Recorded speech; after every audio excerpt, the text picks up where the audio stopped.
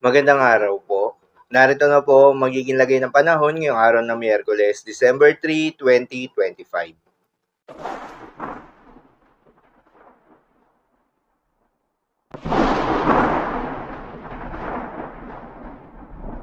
Sa kasalukuyan at ayon sa pag-asa, patuloy na umiiral itong Intertropical Convergence Zone o ITCZ o yung banggaan ng hangin mula Northern at Southern Hemisphere at nakakaapekto sa may Southern Mindanao. Dahil dito ay asahan yung maulap na kalangitan na may kalat-kalat ng mga pagulan at thunderstorms. Northeast monsoon naman o hanging amihan ang nakakaapekto pa rin sa may Northern Luzon. Dahil dito ay asahan yung bahagya hanggang sa maulap na kalangitan na may kasama mga pagulan.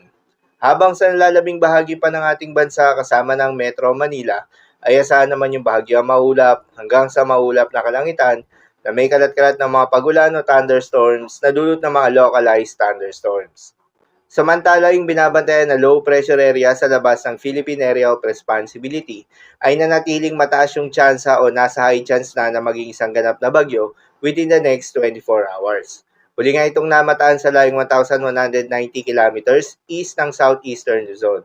Base sa datos ng pag-asa, inaasahan na papasok ito ng Philippine Area of Responsibility ngayong araw at sakaling makapasok na nga ito at maging isang bagyo, bibigyan ito ng local name na Bagyong Wilma. Ang nasabing sama ng panahon ay mataas yung tsansa na maglandfall sa may Eastern Visayas o Caraga region. Sa mga lugar na posibleng maapektuhan, ngayon pa lamang ay maging handa na po tayo. Paalala pa rin po na posible pa rin ang mga pagbabago. Kaya naman patuloy lamang na magantabay sa mga update nating ilalabas, lalo na ng pag-asa.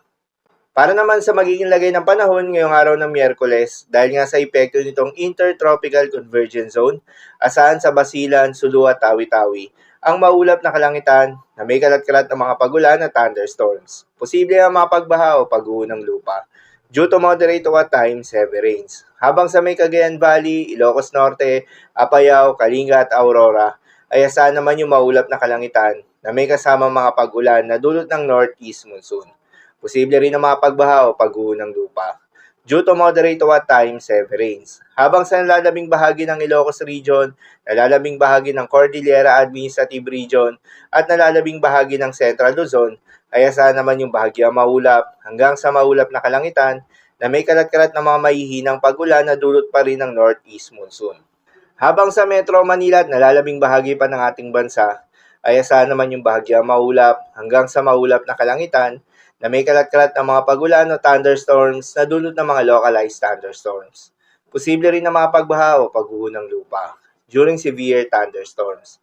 Madalas, nabobo ang mga thunderstorms na ito tuwing hapon o gabi na nagtatagal ng 1 hanggang 2 oras. Kaya naman ingat sa mga posibleng banta ng pagbaha at pagguho ng lupa, lalong-lalo na sa mga lugar na inuulan na noong mga nakaraang araw pa.